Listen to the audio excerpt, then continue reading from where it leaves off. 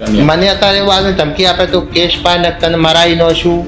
સાહેબ મારા 50,000ની ઘેર જરૂર પડી હતી. ઘેર થોડા બીમાર હતા તો અમે 50,000 રૂપિયા 3% વ્યાજવા લાયા હતા કાલુસણ ગામથી.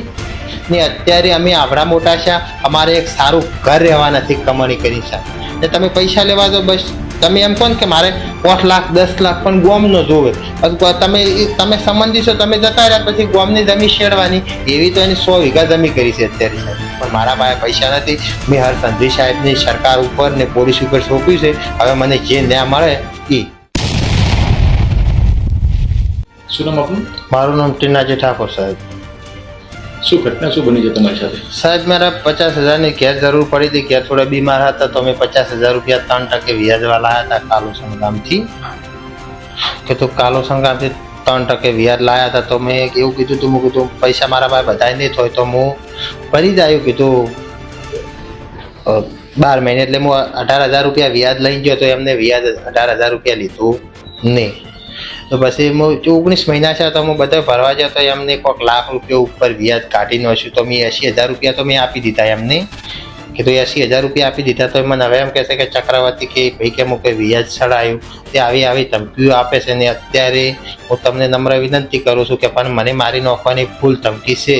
ને મારી જે સરસ્વતી ને શરીયત ને પાટણની પોલીસને હું નમ્ર વિનંતી કરું છું કે વનરભાઈ જલ્દી પગલાં લે. ને કે મારે ફૂલ જોખમ છે. મારી ઇન્સ્ટામાં પણ મેં વિડીયો નોખ્યો છે ને એ તો અત્યારે એનું મેળોસનમાં 10 થી 15 કોમ્પ્લેક્સ છે.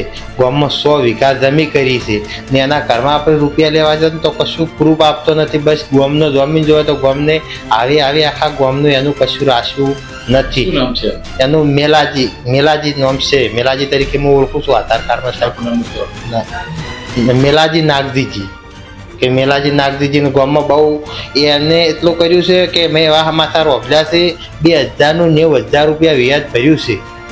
તોય પણ મારી તો હું તો ગરીબ છું, મારા પાસે તો રૂપિયા છે ને સરકારને કે પણ તમે સાચાનું સાચું ને ખોટાનું ખોટું કરીને આપજો. મારા પાસે એવું નહીં કે ભાઈ હું આટલા પૈસા આલીને આમ કર્યું. હું મારા સત્યથી લડું છું ને હું બધા એવું કહેવા માગતા હોય કે પૈસા પાડવા હતા તે આટલા કર્યું. મેં પણ 80,000 રૂપિયા આપી દીધા છે જે કાયદેસર થતું હોય. ને મારે એવું નહોતું કે પૈસા મારે લેવા હતા. મારે પૈસા એના આપી દીધા હતા કાયદેસર. કે હું મેલ હોત તો હું પૈસા જ ના આપો સાહેબ. પહેલી વખત કેટલા પૈસા લીધા? મેં 50,000 રૂપિયા. ને કેટલા ભર્યા તમે? મેં 80,000 રૂપિયા ભર્યા. હવે કેટલા માંગે? હવે એ તો શું કહે છે કે ચક્રી સડાવું છું. પહેલા 10 માગ્યા, હવે 20 માગે. હવે ધમકીઓ આપતો તો પછી મેં પોલીસ કેસ કર્યો છે. મેં પોલીસ કેસ કર્યો છે તો હું કંટાળ્યો તો કોઈ મારો અન્યાય ચેડી રહ્યો નતો. મારે મકાનનું કામ ચાલુ હતું તોય મારે જે મેં ઘેરથી રસકો વેચ્યો, ઉકળો વેચ્યો તો, ઈંડા વેચ્યા હતા, ઘરનું મકાનનું કામ અધૂરું રાખીને એમને પૈસા મેં આપ્યા. તો મારી તો સરકારને નમ્ર વિનંતી કે જલ્દી પગલાં લે. મારા ઉપર બહુ અત્યારે ભલેમેન્ટ કરે છે કે એ તો દારૂ બુટલી કરું છે. એમના પાસે રૂપિયા છે, મારા પાસે રૂપિયા નથી. પણ સરકારને નમ્ર વિનંતી કરું છું કે જલ્દીથી જલ્દી હરસંઘવી સાહેબને પણ વિનંતી કરું છું કે જલ્દીથી જલ્દી મારા આ પગલાંનો મને ન્યાય મળે એવી રીતે હું આશા રાખું છું. જય માતાજી, જય મારો ઠાકોર સમાજ. તમારી જમીનની શું વાત હતી? જમીનમાં એમ એવું હતું કે જે મારા સંબંધીને પૈસા આપ્યા હતા એમને કીધું હતું મન કે મોદિયા તો મને ત્યાં ગાળ બોલી કે મારે હું કે સંબંધી હગાવાળાને ઓળખતો નથી. જમીન કે એ મારા જે સંબંધી છે કે એમને હું વીઘો જમીન શેરીનો છું ને આવી જમીન હું નથી કહેતો. તમે ગામમાં જઈને પ્રૂફ કરો. એમને 100 વીઘા જમીન કરી છે આવી રીતે વ્યાજખોરીનો કરી ને અત્યારે અમે આવડા મોટા છે, અમારે એક સારું ઘર રહેવા નથી કમાણી કરી સાહેબ. ને એમને એટલું 15 કોમ્પ્લેક્સ મેળોસનમાં રાખ્યું છે એના નામા ઉપર. એ ભાઈ ધંધો શું કરે છે? એ ભાઈ કશું જ નહીં, બસ આ જ સાહેબ વ્યાજખોરીનો ધંધો જ છે એમના પાસે. તે તમે સાહેબ એવું કે તમે પૈસા લેવા તો તમારે કોઈ પૂરું ચેક બેક કશું જ નહીં. તમે ગોમનો લાવો, ગોમના મેં જમીન હોવી જોઈએ તો આપે, નકે નહીં. નકે અત્યારે તમે ગમે તે વ્યાજ લેવા તો ચેક ઉપર લખાવે એવું બધું પ્રૂફ આપે છે. ને તમે પૈસા લેવા તો બસ તમે એમ કહો ને કે મારે 8 લાખ 10 લાખ પણ ગોમ ન જોવે. તમે સંબંધી છો, તમે જતા રહ્યા પછી ગોમની જમીન શેડવાની એવી તો એની 100 વીઘા જમીન કરી છે અત્યારે સાહેબ. તમને ધમકી કેવા પ્રકારની? મને અત્યારે એવું આવે ધમકી આપે તો કેસ પાય તને મરાઈ નો છું. તું કે કેસ પાય તને કે મરાઈ નો છું. અત્યારે હું કીધું હવે જે કરવું હોય મારે તો અત્યારે મને મારી આશા પોલીસ ઉપર છે. પોલીસ જે એમનો નિર્ણય લાવે મેં પોલીસને કહું છું કે મને ફૂલ મારી આપવાની ધમકી આપે છે. તમે તે કાયદેસર કાર્યવાહી સાથે ને જેલમાં જલ્દીથી જલ્દી કાઢો એવી નમ્ર વિનંતી છે. તે મને વિશ્વાસ છે હરસંઘવી સાહેબ ઉપર કે એમને પોલીસ કદી ખોટું કરશે નહીં. કેટલા દિવસ થયા?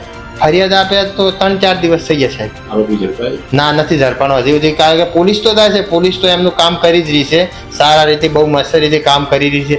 એમ તો પણ મને ધમકી આપે છે કે તને મારતો કોઈ મને એવું લાગે તો હું એવું કહું તો જોન કરું તો પણ પોલીસ આવીને ઊભી થાય છે. પોલીસ બહુ સરસ રીતે કામ કરી રહી છે. હર્ષ સંઘવી સાહેબને હું નમ્ર વિનંતી કરું છું કે સાહેબ આ તો મને ન્યાય આપ્યા મારા પાસે રૂપિયા નથી, કરોડપતિ છે ને હું એક ગરીબનો છોકરો છું. અત્યારે મારા ગીંજામાં 100-500 રૂપિયા જ પડ્યા હશે. આ તો લોકો એવું કહેતા હોય છે કે કેસ લડવા માટે પૈસા જોશે, ઓમ જોશે, પણ મારા પાસે પૈસા નથી. મેં હર્ષ સંઘવી સાહેબની સરકાર ઉપર ને પોલીસ ઉપર સોંપ્યું છે. હવે મને જે ન્યાય મળે એ. શું નામ? મારું નામ ટીનાજી ઠાકોર, ગામ નાના વેલોડા, સરસ્વતી તાલુકો, જિલ્લો પાટણ.